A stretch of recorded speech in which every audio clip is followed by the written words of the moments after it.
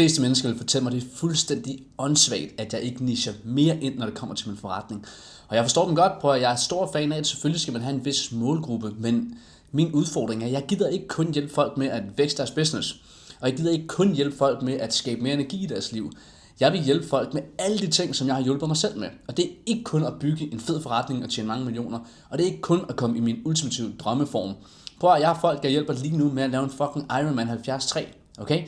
Jeg har folk, som Julia kommer til at vise nu her. Jeg hjælper med at tjene penge. Hun har tjent 38.000 kroner på 16 dage. Det er meget for hende, fordi hun kom fra et helt almindeligt fuldtidsjob. Nu er hun på vej til at gå fra fuldtidsjob til fuldtidsansat. Fuldtids selvstændig. Det er målet for hende. Og det samme gælder alle mulige andre af dem, jeg arbejder med. Så ja, der er mange forskellige typer mennesker i den her verden. Og den eneste regel, der er, det er, hjælp kun de mennesker, som du kan hjælpe.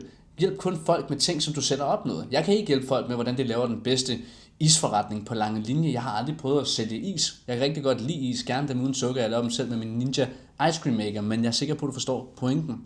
Så de ting, du selv har knækket koden til i formidlingstegn, det skal du videregive. Men jeg kan ikke hjælpe folk med alle de her mærkelige ting, som jeg ikke selv har oplevet i mit liv endnu. Men alle de ting, jeg har, og ting, jeg prioriterer utrolig højt som kommunikation, at tjene penge, skabe økonomi, bygge forretning inden for formidlingstegn, at komme i ultimativ god form, ikke for det visuelle, men for energien bag. Fordi jeg godt kan lide at vågne op og være undskyld sprog fucking fresh. Der er ikke noget federe i verden for mig. Så har jeg knækket koden. Jeg har brugt årevis på at forstå, hvordan jeg tjener penge i min forretning. Og det gør jeg. Og jeg har brugt årevis på at finde ud af, hvad er ægte sundhed for mig. Hvordan kan jeg hver dag 99% af et år vågne og føle mig ikke bare fresh, men fucking fresh. Og det kan jeg. Og det gør jeg næsten hver evig eneste dag. I hvert fald 99% af alle dage på et år.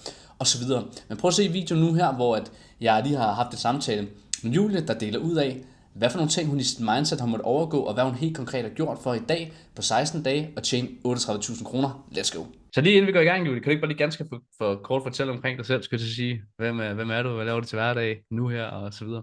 Jo, jamen jeg hedder Julie og er 31 år og bor i Kolding med min datter og kæreste. Og kommer egentlig oprindeligt fra Aarhus, men er landet her. Og jeg er uddannet personlig træner og socialpædagog. Og det er jo alt det her omkring at få en datter, kunne være der for hende, kunne have overskud til hende, imens man også er der for andres børn i den her verden som socialpædagog. Og det var også der, jeg mærkede, at det havde jeg ikke energien til med det mindset, jeg havde dengang. Så det var jo der, jeg kom ind i hele den her proces i selvudvikling. Der skulle ske noget andet. Jeg skulle noget andet i mit liv.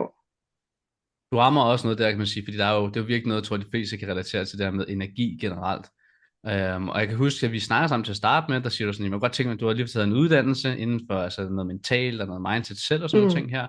Og så er du lidt sådan, jeg kunne godt tænke mig at bygge en forretning nu her også, men hvor skal jeg starte henne? Altså du ved ikke helt, hvad for en retning, hvem skal det være for, hvem skal jeg coache og sådan nogle ting. Og så snakker vi så ind omkring det her, som også bare vil anbefale alle altid. Autenticitet, det vinder altid. Det er mega god at opfinde den dybe tallerken, men begynde at kigge i, hvad har du allerede selv opnået for dig selv? Og hvordan kan vi så gå videre? Og så snakker vi omkring det her med energi, har du virkelig fået kreeret for dig selv, og du er mor og så videre. Der er jo et kæmpe marked der, det starter du så ud med.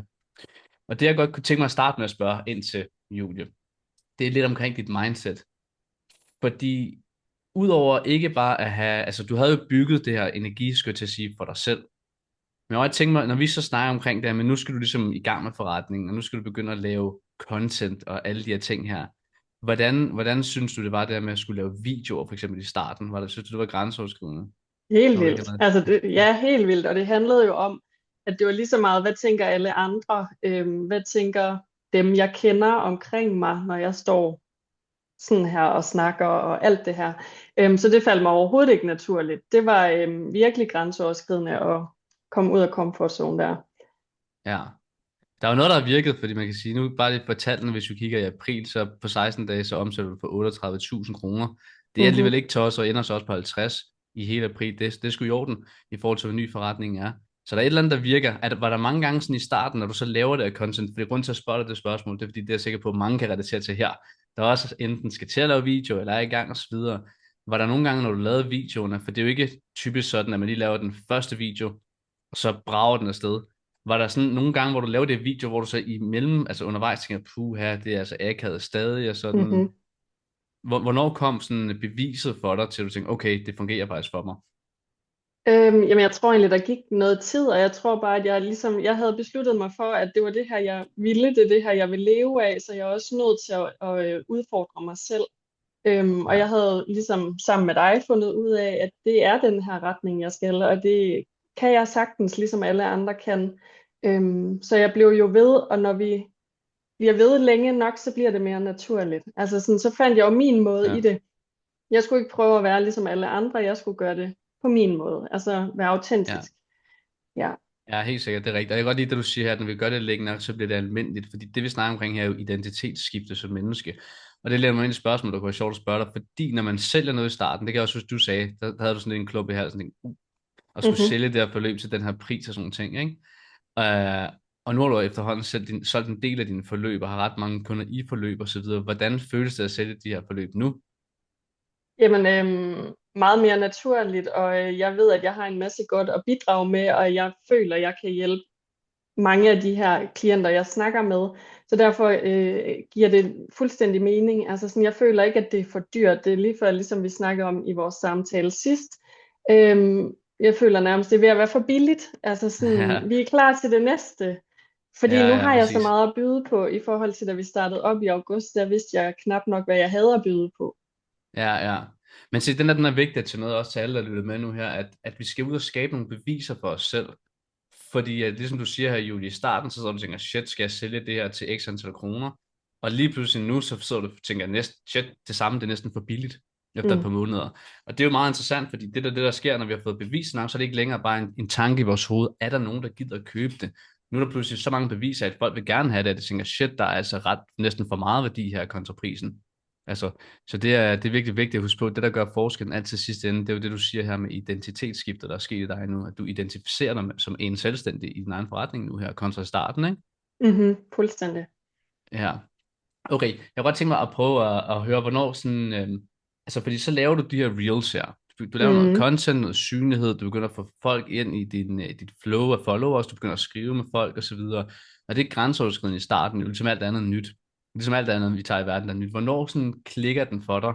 Altså en ting er for eksempel salget, når du begynder at få de her beviser, og folk køber. Hvornår klikker det for dig sådan, at okay, det her det er ligesom, nu kører det ligesom jeg på autopilot. Nu er det en del af mig, skorstræk min forretning. Kan du huske, hvornår sådan, at det sker?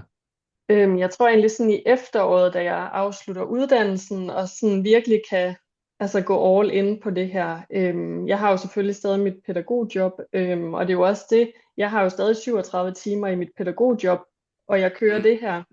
Og det er jo fordi, at jeg ved, at jeg vil leve af det her, at jeg sådan, altså jeg brænder jo for det, og jeg arbejder om aftenen, og jeg altså laver noget dagligt ind i det her, fordi at det er det, jeg skal. Ja. Ja, og jeg Hvornår tror, går du all in? Hvornår siger du jobbet op? jamen, det skulle jo gerne være i år. Altså, det er jo det, der er min plan. Fuldstændig, og det kommer til at ske. Det er jo bare lige, hvornår i løbet af året. Jeg skal lige have nogle Helt sikkert. beviser på, at jeg kan leve af det her, fordi der er også en sikkerhed økonomisk, der lige skal holde Klart. ind i et Det er klart. familieliv. Ja. Det er klart. Men jeg synes stadig, det er interessant, at du siger, at du er jo også mor, og du har en kæreste og hus, og samtidig job ved siden af, som du prøver at komme ud af nu. Altså jeg vil sige, altså hvis du kan holde samme omsætning sidste måned, bare 2 måneder med at strege, så vil Mm. jeg sige op. Men det er selvfølgelig op til dig, men det er min anbefaling til det. Fordi prøv at Ja. overveje 37 timer mere tid i det, du laver nu her. Så kommer du hurtigt op på de 100.000 jo. Men jeg Men kan jo godt mærke, at det jeg jo egentlig ønsker, det er mere tid til min datter, og det har jeg bestemt også fået, men jeg har jo også stadig en masse, når jeg kører 2 jobs. Altså sådan, klart, klart. det bliver jo meget bedre, når jeg stadig kan fokusere på den ene, som også er der, min Ja. interesse er. Helt sikkert. Det er Ja. sejt. Jeg vil gerne høre, at der sidder en del her, som jeg sagde før, der enten er kommet godt i gang med content, og der er også nogen, der prøver sig lidt frem og så videre. Hvor vigtigt vil du vurdere, at kontinuerligheden har været for dig? Fordi det er en ting, jeg har lagt mærke til, siden du startede med at skulle Mm. lave dig content, selvom der var mange ting at se til i privatliv og sådan nogle ting, og det var nyt for dig, grænseoverskridende mindset-wise, alle de ting her, så har du været rigtig kontinuerlig. Du blev ved sådan med at lave det, og der gik alligevel et stykke tid. Jeg sad der og tjekkede en profil ud i morges, og du kan se, da vi starter, der har du kun sådan noget 800 views, faktisk Mm-hmm. på Ja. per reel cirka. Lige pludselig, altså når man kigger nu, du har jo en, der har ramt sådan 250.000, 100.000, 50.000, 20.000, og så er der nogen, der ligger på 2, 3, 4, 5. Men fra hvor det starter, kan man sige, at den kontinuerlighed, du har gjort, har skabt nogle vilde resultater i awareness hos andre mennesker derude. Hvor vigtigt tror du så, den helt personligt selv, at den kontinuerlighed, med du er blevet ved med at gøre det, har været årsagen til, at du kunne få det startflow til at køre så meget? Men det tænker jeg egentlig betyder nærmest det hele. Altså sådan, det er jo det, der gør, at jeg bliver set hele tiden, og det er jo det, der gør, at folk de lærer mig lidt at kende, og hvem er Julia, hvad har Julia at byde på, det er jo, at jeg hele tiden popper op Ja, ja, med forskellige ting inden for den niche, jeg nu kører i. ja, Så også for min egen skyld, altså jeg har jo sagt til mig selv, at jeg helst skal bare lægge noget op hver dag, et opslag, og så er der story, ikke at alle andre skal gøre det, men det er sådan, jeg kan få det til at ja. være kontinuerligt. Fordi hvis jeg Det kun giver skal god gøre det mening. 3 gange i måneden, eller 3 gange i ugen, så er det ikke sikkert, at jeg fik det gjort. Jeg er nødt til for mig selv også at være sådan meget Ja. kontinuerlig i det hver dag. Lad os prøve at tale lidt videre omkring det, content-delen, fordi det ved jeg, at der er mange, der sådan kan starte ud i, og dem, der rent faktisk er kommet ud i det, og begyndt at gøre det, de kan føle, de mangler, så kan man kan komme til at stagnere over tid i forhold til inspiration og altså at være proaktiv. Hvordan holder du dig så proaktiv med det? Altså, hvordan sørger du for at poste, for ikke bare poste, men hele tiden at være up-to-date på sådan din stemme i markedet, hvis man kan sige det på den måde, fordi Mm. sådan er content er jo et meget unikt game, man kan finde inspiration fra andre, men man skal ligesom finde sin egen stemme. Kan du følge mig? Ja, Hvordan sørger du for ligesom at holde dig up to date på det marked sådan, i løbet af en jamen jeg uge, tror, jeg dag? sådan, altså det er jo også noget, jeg bruger aftenerne til at søge inspiration. Hvordan kan jeg vente til at være mit? Det kan jo sagtens bare være nogen, der har en helt anden niche end mig, men den måde, de har stillet det op, eller den tekst, de bruger. Ja. Andre gange, så vågner jeg om morgenen og tænker, at jeg skal lave et opslag om det her. Altså sådan, og så Mm, har jeg en note i min telefon, hvor jeg skriver alle de ting ind, jeg tænker, det her er spot smart. on til min målgruppe. Smart. Og så laver jeg jo gerne content til for eksempel en uge eller 2 uger frem, fordi så jeg ikke skal sidde og lægge det op hver evig eneste aften. Så de Ja, dage, ja. hvor jeg har god tid, så kan jeg gøre det klar. Gode ting her. Vigtige ting her, venner. Jeg håber, dem af jer, der gerne vil lave content, så de her ting med sig. Især den her med noterne, fordi det, du siger med andre ord her, det er jo det her med altså, at være autentisk omkring det. Og så kanaliserer du jo også energi hen imod det. Så det er ikke bare sådan, nå, jeg skal lige lave content i en time Mm. en eller anden dag. Fordi det er jo ret vigtigt for den her type forretningsmodel, at det kommer ud, fordi det skaber attention. Så du kanaliserer ret meget energi imod det, og sådan tillader dig selv at fokusere på det, og som alt andet, where focus goes, energy flows. Så du fokuserer også på det, sådan tillader, at der kan komme noget inspiration. Og det er faktisk noget, jeg selv gør rigtig tit dermed. Kan jeg godt komme til at gå en dag på min morgentur, og lige pludselig kommer der en eller anden inspiration for et eller andet, jeg selv tænker, gør, har talt med en anden omkring, og sådan noget, og tænker, det her kunne jeg formidle på min egen måde. Og så ryger det Mm. ind i noterne, og så filmer jeg det på et eller andet tidspunkt. Så det giver rigtig god mening, og grund til at sådan pinpointe det her så meget, du siger, det er fordi, at nogle af de bedste reels, jeg har lavet sådan på papiret, når jeg kigger på det, tallene og sådan nogle ting, så kan jeg se, det er dem, der kommer intuitivt faktisk. Altså dem, hvor jeg føler, at det her, det vil være rigtig godt at formidle et budskab. Ja, ja. Ja, Og det det er jo giver også, god mening. altså egentlig så er det, i starten så kørte vi jo meget sådan, altså mødre, finde ro, overskud, alt det her. Men det Ja, jeg jo også har i hele den her proces, det er, at jeg jo selv har opnået et stort vægttab, og det er jo noget, jeg egentlig gerne har ville få med ind over, og det synes jeg har været svært i starten. Men det kom mere naturligt, og det var også der virkelig kom gang i klientflow. Altså det var da jeg sådan fik det hele til at spille alle de vinkler, jeg gerne ville have ind over. ja. Okay, Ja. så igen, der var du selv proaktiv. Og det er jo virkelig interessant igen, husk der på, at man kan gøre noget, men hvis man føler, at det virker fint, og man kan gøre det bedre, så er det også med at være modig nok til at prøve nogle andre ting. Og der er også Mm. bare sådan en ting, jeg vil lige vil sige til alle, der ser med her nu. Husk bare at være, undskyld mit sprog, fucking ligeglad, hvad alle tænker. Altså se det lidt som den bedste mulighed nogensinde, der har været for at komme gratis i avisen, basically. Det er det eneste måde, jeg skal se content på. Det er bare et værktøj til at komme gratis i avisen. I gamle dage skulle man betale i avisen, da folk fik den om morgenen og sad i toget på vej på arbejde og så videre, for at måtte være der. Nu kan man gratis gøre det.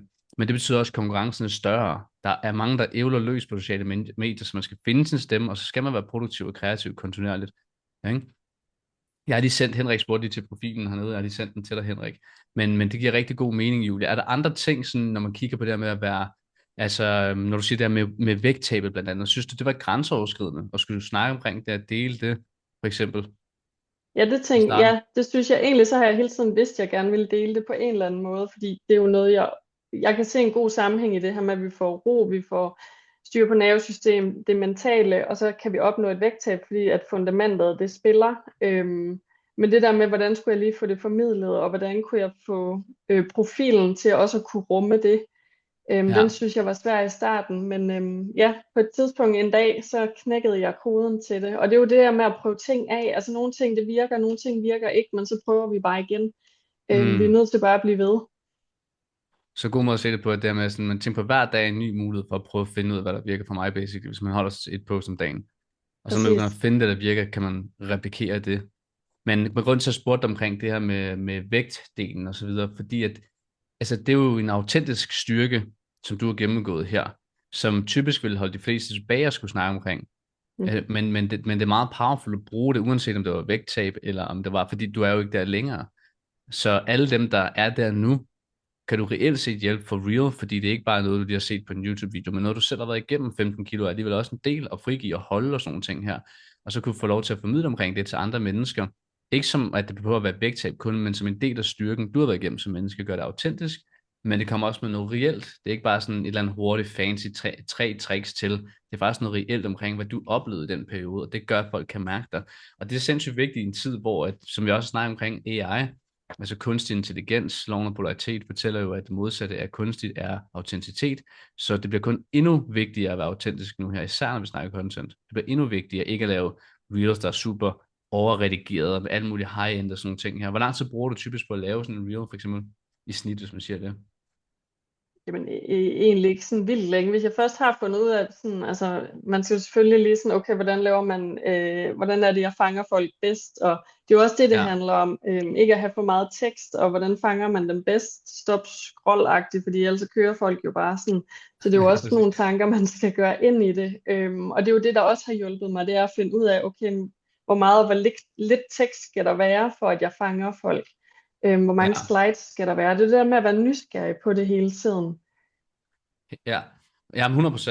Jeg kommer til at tænke på, hvis man kigger på sådan de steps, du har været igennem, dem som folk også lærer, for eksempel i business-spil, men hvad for nogle steps synes du var de vigtigste i starten? Hvis du tænker, okay, nu skal jeg til at bygge min forretning. Hvad har så været mest afgørende for dig, hvis man kigger på starten af det, for at det bliver en succes? Jamen altså, kontinuerligt gøre det hver dag har jo været vanvittigt vigtigt for mig. Det har været at finde ud af, hvad er det min målgruppe, de ligesom responderer på. Ja. Hvornår er det, jeg får visninger og likes og følgere og beskeder. Altså det der med sådan, at så blive nysgerrig på det, der fungerer, og så gøre noget mere af det, der fungerer. Helt sikkert. Ja, 100%. Så finde momentum, og så fyrer vi op for det. Mm-hmm. Fordi det er det, det handler omkring. Der er 3 koder at knække for den her forretningsmodel at lykkes. Et, selvfølgelig, det er at få altså attention, få folk til at se, at du har et produkt, eller hvem du er, og resonere med dig.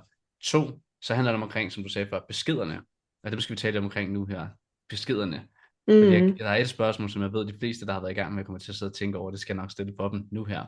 Og så tredje skridt, det er selvfølgelig salgsdelen for at forretningen kører. Så hvis man kan få folk til at se, hvad man laver, få dem i gang med en dialog, og derfra konvertere dem salgsmæssigt, så har man en forretning i realiteten. Så når vi snakker omkring beskederne, der kommer en del Mm. følgere ind så på din kanal nu, fordi du har knækket kun til det her. Så var næste kode at knække, jamen hvordan får jeg rent faktisk folk booket ind til en samtale med mig, hvor jeg kan vurdere, om vi passer godt til at lave et samarbejde. Hvordan har du håndteret de her beskeder her? Jamen, altså, jeg har jo lært af dig at skrive til dem alle sammen, og det har jo også, altså det kræver noget, og nogle dage, når der ryger rigtig mange følgere ind, så kræver det jo rigtig meget tid Ja. at få skrevet til alle, men der er kun en af mine klienter nu her, som selv har booket sig ind faktisk, uden at have haft samtale, hvor alle andre er kommet igennem, at jeg har skrevet til dem i DM. Mm, Så det har jo været alfa og omega, at jeg rækker ud til folk, jeg er nysgerrig på folk, jeg får dem svaret hurtigt.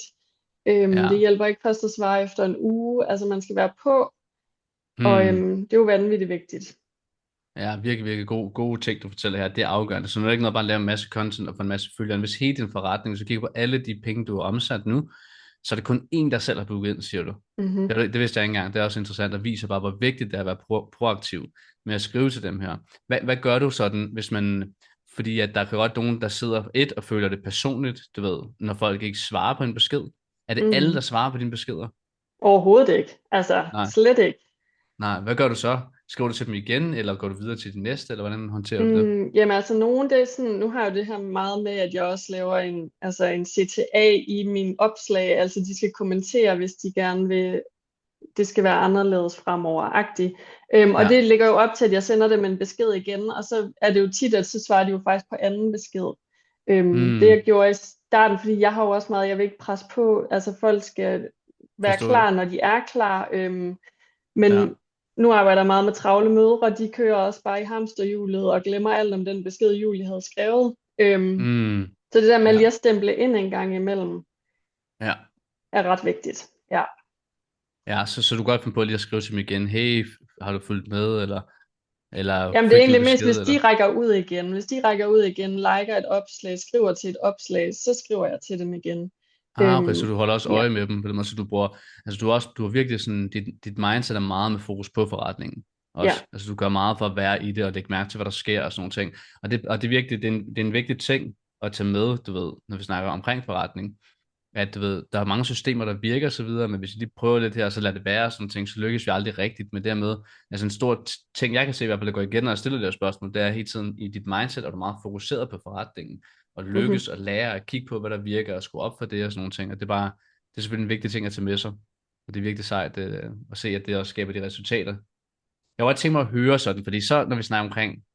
Okay, jeg har de sidste spørgsmål, når vi snakker DM's, og igen også til jer, der ser med her, hvis jeg har nogle spørgsmål til jul, så skriv dem, inden vi tager spørgsmål her, inden at forlænge, så I kan få svar på jeres spørgsmål. Så hvis man sidder og laver content, man gerne vil i gang med det, eller man er i gang allerede, og man sidder og tænker, shit, der er noget her, der ikke virker for mig, så brug tid nu her på at stille Jules spørgsmål, så skal hun helt sikkert nok få hjælp i svaring med mig. Jeg kunne godt tænke mig at høre, når vi snakker omkring de her DM's her, hvordan oplever du ligesom, at folk de sådan, altså er i beskederne? For der er også nogen, der sådan sidder og tænker, du ved, det er grænseoverskridende, eller sådan. Hvordan, altså, synes du, folk er cool og reagerer fint, eller synes du, der er mange, der skriver sådan, du skal ikke skrive til mig, eller Altså hvordan? jeg tænker, dem der ikke vil svare, de svarer ikke. Altså sådan dem, der Ja, ikke gider en samtale, de gør det ikke. Og jeg synes hurtigt, man også kan fornemme sådan, altså hvis de svarer meget kort, så skal man passe lidt på, hvor andre, der kan jeg hurtigt fornemme, okay, men de er faktisk klar til, at vi prøver at tilbyde en uforpligtende samtale. Så det hele, det handler om sådan fornemmelserne af folk. mm, Du kan hurtigt sådan, nogle de åbner også bare op og fortæller hele deres livshistorie, hvor dem skal du også være god til sådan at lukke lidt ned igen hurtigt, for ellers mm, så kan de jo blive ved og bruge det lidt som en station. Så det er jo ja, det, lige at sådan kunne finde ind i alt det der. Det tager jo ja, også tid lige at fornemme, men ja. det kommer, ja. Så det er med at mærke den enkelte i realiteten, og det er jo også det er en vigtig skille, når vi snakker omkring det her med at arbejde med mennesker. Vi skal sige, Olle skriver, hey alle, tak for en god råd, jeg skal møde nu, så var jeg bare lige med på en startlytter, ha' en klasse dag, bedst lige sådan, Olle. Vi ses så lidt, tak for at være med, og godt møde. Men helt sikkert, det giver rigtig god mening, og det er jo også, fordi vi arbejder med mennesker, så det er jo vigtigt at kunne lure dem og forstå dem og høre til dem, skulle jeg til at sige, så det er rigtig, rigtig fedt, at du nævner det også. Det Det er i hvert er, fald noget med, hvis man ikke fornemmer dem, som for eksempel ikke er så åbne endnu, altså hvis du presser for hurtigt på, så har du allerede skubbet dem væk jo. ja, Så ja, det er jo, ja, også fordi jeg har jo hele tiden fra start ikke haft lyst til, og det snakker vi jo også om i starten, det der med sådan, det skal ikke være sådan noget sælger noget, så hvordan får jeg nej, mindset vendet det til, at det er mere sådan, at jeg hjælper dem, jeg rådgiver dem, altså sådan, det gjorde jo meget ja. for mig i sin tid, at det var det, jeg skulle, og ikke pres på. Ja, præcis, og dem, der ikke gider, det er jo også ok, skal jeg til at sige, ikke? Altså, Mm-hmm. og så følger de Jamen jo så er også det med fordi, på det den ikke ene over skal tid. være, altså det hele skal jo være et match. Jeg skal både kunne Præcis. mærke matchet med dem, og omvendt, for at det kan lykkes at blive et godt samarbejde. Ja, ja. Og hvor mange så af dem, når du skriver med folk, hvor mange har du møder med, for eksempel i løbet af sådan en uge her? Jeg tænker også, det er sådan begrænset på, hvor mange møder du kan tage, når du har et arbejde ved siden af sådan. Men hvor mange har du sådan i snit på en uge? Men jeg Uh, tror, 6-7 stykker, og så de klienter, jeg jo også kører. Og nogle uger er det mere end andre, og det er jo også fordi, det skal passe ind med mit arbejde og med ja. familieliv. Men jeg kunne også mærke, at jeg havde lige, altså april var mega god, men jeg havde sat mig også travlt. Altså sådan, der Ja, kunne jeg godt mærke på bagkant, hold da op, hvordan kan jeg gøre det anderledes? klart, det Fordi forstår det jeg. blev lidt for travlt. Klart, det forstår jeg godt. Og det er Ja, igen til de læringer, der er med det, og sådan at sige, når du har det job ved siden af, så er der selvfølgelig en begrænsning på, hvor meget tid, også når målet er mere frihed og sådan nogle ting her, ikke? ja. Er der nogen ting, du kan give videre, når vi snakker omkring din flod til de andre, du kan se, det her, det virker rigtig godt for mig. Det er et er selvfølgelig at mærke på den enkelte, men er der nogle Mm. ting, du kan se, det her, det virker, altså, det er noget, der fungerer rigtig godt for mig. Er det enten i den starterbesked, eller er det i, altså det er med at få dem til en CTA i selve reelen, eller er der noget i kommunikationen? Er der nogle gode råd, du kan give videre derfra? Altså jeg tænker i hvert fald det her med, at man er ops på alle sine nye følgere, at man får skrevet til dem, og altså jeg skriver jo noget med, tak fordi du følger med, hvad er det du mangler i din hverdag lige nu, overskud, energi, og sådan stiller et åbent spørgsmål, de kan svare ind på. Og Ja, så sørger jeg jo for at svare dem så hurtigt som muligt, når de så giver mig et svar. Og så ja, nogen, ja, de er egentlig allerede klar på anden besked, at jeg inviterer dem til en uforpligtende, hvor andre så er det ude i tredje besked, men jeg kører ikke meget længere end 3 beskeder, fordi det tager både min tid og deres tid. Og det Ja, fungerer virkelig over hos mig. ja. Og Okay, så det giver fungerer rigtig god det mening. virkelig det her med at få folk til at respondere på dine opslag. Altså de her CTA, skriv en kommentar, hvis du kan genkende det her. Et eller andet, skriv til mig i DM, hvis du skal høre mere om min forløb. Altså hold dem i Ja. gang, så de ikke kun kigger og liker, men de gør mere end det. Synes jeg, at du inviterer dem næsten selv ind i indbakken, så der er Ja. mere en altså en indgangsring til rent faktisk at kunne få lov til at skrive med dem og tale med dem. Mm. Ja, det giver rigtig god mening. Og man skal også bare huske, at alle, der vælger at følge en, det er jo fordi, der er en vis interesse. Og så er det bare forskelligt, hvor den interesse er. Men alle, der vælger at trykke ud af alle de sådan reels og profiler, der er i løbet af sådan en dag på sådan en platform som Instagram, der er jo sindssygt mange forskellige indtryk af mennesker, så det, de vælger at følge dig, der er jo et eller andet, der resonerer med dig, med dem som, altså dig som person, eller det, du Mm. snakker og formidler omkring, ikke?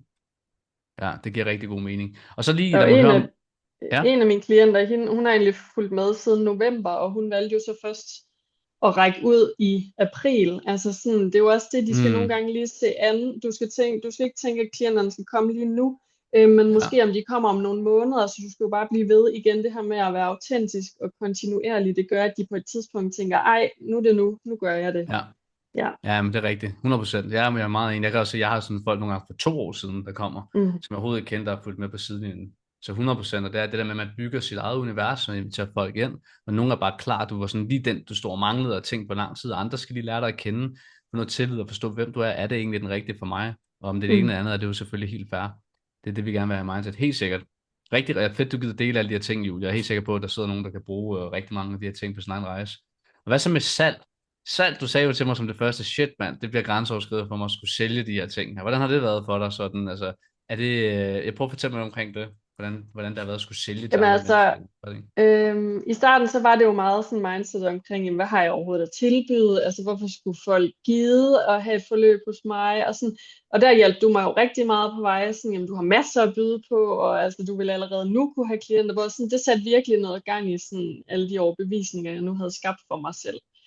Mm, Og så tror jeg bare sådan virkelig at klø på, og selvfølgelig bliver man sådan lidt spændt nervøs i starten, når man skal snakke med folk, men det gik egentlig ret hurtigt, at det blev mere sådan naturligt, og jeg fik lavet sådan et ret godt talepapiragtigt, når jeg har de her samtaler, så jeg har ligesom nogle spørgsmål, jeg altid spørger ind til, og har en lille øvelse, og det gør bare, at samtalen den flyder, selvom der er jo nogle mennesker, de snakker helt vildt, og nogle mennesker, de har ikke særlig meget sådan, altså de er mere lukkede, hvor der er du nødt til at åbne dem op.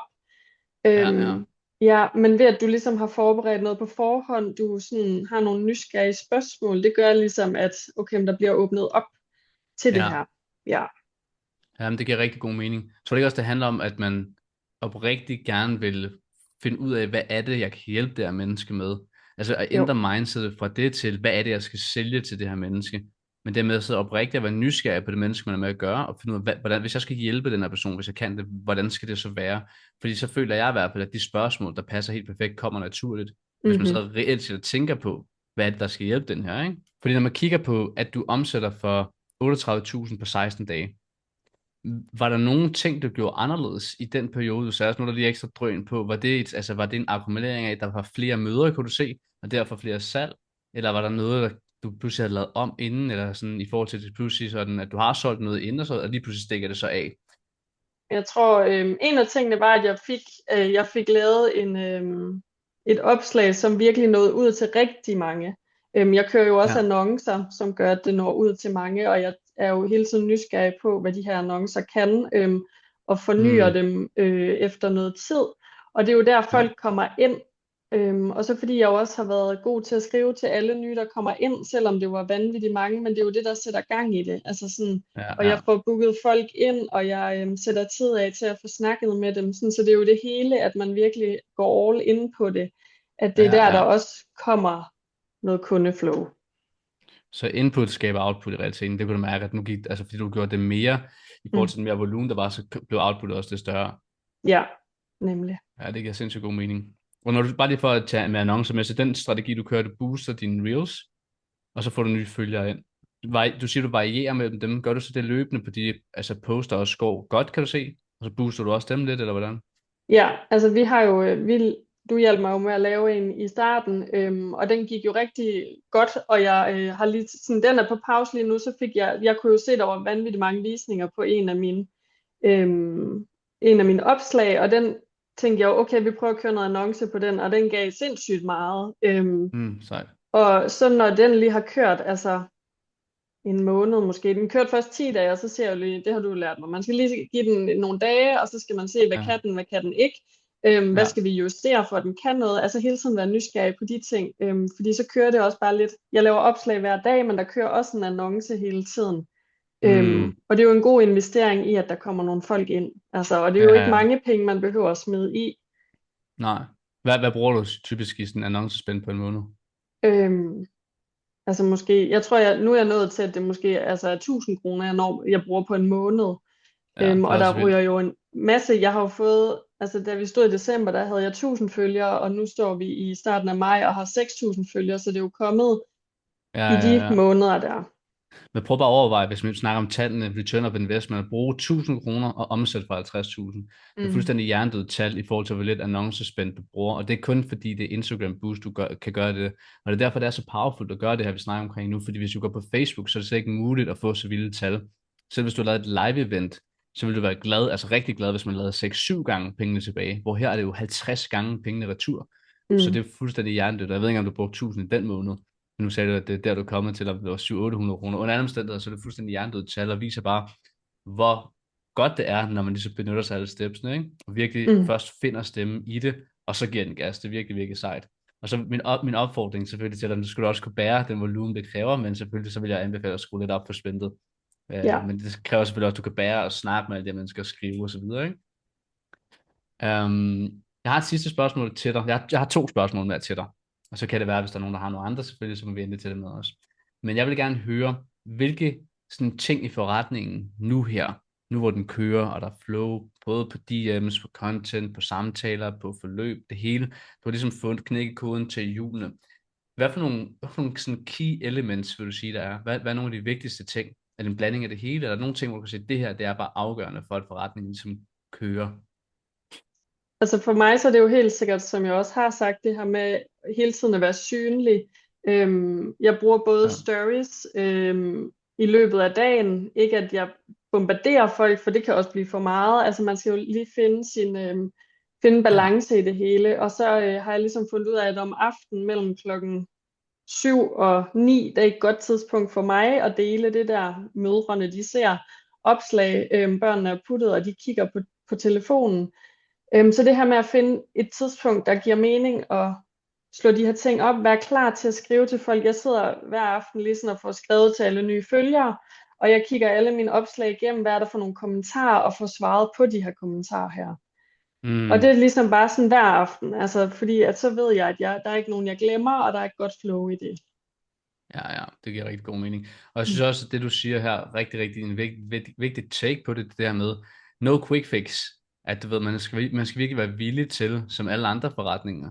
Du ved, der er Mm. mange, du ved, man ser alle mulige andre steder, laver 500.000 på en måned og bla bla bla, men uanset hvad man sælger i verden, eller bygger en forretning omkring, man så vil sælge kuglepinde i en e-commerce shop, whatever, så kræver det altså commitment. Fordi du ved, at du både laver content hver dag, skriver til følgere, følger op, booker møder ind, snakker med dem, sælger dem og plejer de kunder, du har. Det er jo commitment, det Mm. kræver noget for dig af. Men Ja, hvis du lægger på det sådan, puha, jeg kan ikke rigtig finde inspiration til, hvad jeg skal lave i dag, så jeg laver ikke noget. Så er det aldrig lykkes. Så en stor del af din succes her, som jeg hører, det kommer jo rigtig meget af, at du er committed til det. Selvom du har en datter, og du har et arbejde, og en kæreste, et hus og alle de her ting, og så finder du, prioriterer tiden og finder selv ud af, hvordan kan jeg få de her ting til, fordi du så gerne vil få din forretning til at lykkes, og så får du de smukke resultater ud af det. Så det er et stort præcis. gave til dig selv jo. Og en vigtig ting, vi alle sammen kan tage med også selvfølgelig, ikke? Og så tror jeg også rigtig meget, sådan, at det du har sagt her, i forhold til content-delen, er også det med at sørge for, at, altså at være også kreativ omkring det. Som du sagde der, med at finde ud af, hvad er det, der virker for mig? I stedet for, hvis det Ja, ikke helt fungerer, så skal man ikke tage det som et personligt nederlag. Så skal man bare sige, okay, jeg har ikke endnu fundet min stemme i markedet. Og så må man så prøve nogle andre ting. Finde noget inspiration, på noget nyt, og lige pludselig vil man opleve, som du gjorde, bum, en, der rammer 260.000 så. Hvor mange var det, du sendte mig på et tidspunkt en screenshot af, du skrev, wow, prøv lige at se det her, hvor mange du har fået den helt hjernedødt antal følgere på en dag, eller sådan noget, Jamen, jeg fordi tror, det, jeg havde fået sådan noget 75 følgere, fra jeg havde altså, lagt mig til at sove, til jeg vågnede. Så lige sådan på 8 timer var der kommet ja, 78 nye følgere, som skulle skrives til jo. Altså sådan, og det er jo ja, det, man skal så var der huske. lidt at De se kommer til. ikke bare ind, Ja, du skal også sådan byde dem velkommen. Det er virkelig en ja. god idé. Sidste spørgsmål til dig. Det sidste spørgsmål, jeg godt kunne tænke mig at høre, det er, nu har du prøvet at omsætte for 50.000 kroner på en måned. Du har prøvet at knække en kode og at tjene 38.000 på 16 dage, 50.000 på en måned. Det tænker jeg må føles ret vildt i egen forretning. Det kan jeg huske i hvert fald, da jeg går føles som det vildeste nogensinde. Hvad tænker du sådan nu? Fordi nu har du selvfølgelig dit arbejde og alle de her ting her. Men hvad tænker du sådan, hvad er planen herfra? Har du nogle mål, sådan, hvis du gik over for de næste par måneder eller andet år? Og sådan, hvad kunne du rigtig godt tænke mig at komme videre til nu? Jamen altså, først og fremmest så handler det jo igen om også sådan, det er okay, at maj måned måske ikke bliver det samme som april. Jeg gør det, jeg plejer. Sådan har jeg hele tiden tænkt, at imens der ikke har været så meget kundeflow, så dygtiggør jeg mig. Jeg bliver bedre til det, jeg gør. Jeg bliver klogere på content, på Mm, mig selv, på alt det, jeg kan tilbyde. Og det er jo det, der skaber noget stabilt, når der så er de her kundeflows. ja, Selvfølgelig, ebbeflod. ja, det er jo det. Ja. Så man skal ikke bare gå i stå, fordi at forretningen føles, som om den går i stå. Du skal lave alt det om bagved, Mm, som virkelig bygger et godt fundament. Og det er virkelig ja. noget, jeg også selv husker mig på. Og Mm. min plan er jo så, at jeg har sagt til mig selv, at når vi når til, altså efter sommerferien, slut august, så vil jeg gerne have lavet nogle forløb, hvor det ikke er en til en, men hvor det bliver noget gruppe noget, det bliver noget, der kan køre lidt mere i baggrunden, og bare køre, så jeg ikke skal bruge så meget af min tid på det. Ja. Ja, fordi at jeg kan jo godt mærke, at det er travlt. Altså sådan, når der er mange, der gerne vil i gang, så bliver det for travlt, når jeg også kører 37 timer. Så jeg skal bygge noget op, hvor jeg kan sige farvel og tak til mit pædagogjob Ja, ja. Det giver i god mening. efteråret, i vinteren. Ja, det er stadig Så overbevisningen, der siger, pas nu på, men ja, ja, ja. Og jeg tror ja, altså, at det handler igen med beviserne som det andet, når vi kommer op på måske en 3 måneders streg, hvor du kan lægge et sted mellem 38 til 60, 70, sådan det gør leje, så begynder du mm, at se, okay, nu er det stabilt. Nu er det ikke bare en ja. god måned, nu er det faktisk stabilt, at jeg ikke ligger på 15.000, 20.000, men det er mere, der gør, at jeg kan gå all in, ikke? Så Præcis, og det tænker jeg jo netop det her med, når jeg kommer til at få lavet det her gruppe noget, hvor vi måske snakker sammen en gang i måneden, og så får de øvelserne, uden at de skal have et kald med mig. Altså sådan, det kommer jo til at være med til at skabe det stabile ja, ja. indkomstmæssigt. Ja, Helt sikkert noget, der gør det mere skalerbart for dig også, så det ikke er ja. tiden, og det er den helt rigtige vej at gå. Julia, tusind tak, fordi du vil være med i dag her. Virkelig, virkelig fedt, og du er sgu et nice menneske. Du stråler af god energi, og det er jeg sikker på, at de andre herinde kan mærke. Og tak, fordi du gad tage dig tid til at dele med de andre også her, som en lille bonus-session på måneden, så man kunne få noget inspiration fra dig af. Det er meget værdsat. Tusind tak for det, og jeg håber, Og at alle selv har tak. nogle ting, de kan tage med. Og så vil jeg ønske jer alle sammen en fed dag. Let's get it. Så vil jeg sige tusind tak for en god formiddagssnak her. Motivation fra Julie herself med nogle gode resultater, og så fuld power herfra. God weekend til alle sammen. En fornøjelse. Kan I have det godt?